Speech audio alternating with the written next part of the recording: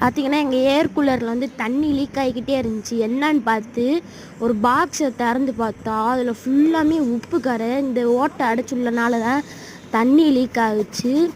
இங்கே பார்த்தீங்கன்னா எவ்வளோ உப்பு பார்த்தீங்கன்னா உங்களுக்கே தெரியும். என்னால் முடிஞ்ச நானும் சுரண்டி முடிச்சதுக்கப்புறம் டேப்பில் ஒட்டிருந்துச்சு. அதெல்லாம் எடுத்துகிட்டு ஒரு துணியை வச்சு நல்லா தொடச்சிட்டேன்.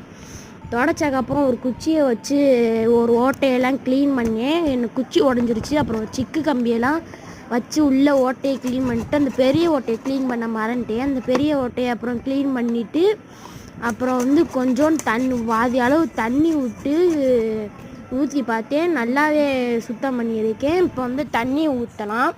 தண்ணி ஊற்றினதுக்கப்புறம் பார்த்தீங்கன்னா போட்டு பார்த்தேன். சூப்பராகவே ஒர்க் ஆகிடுச்சு.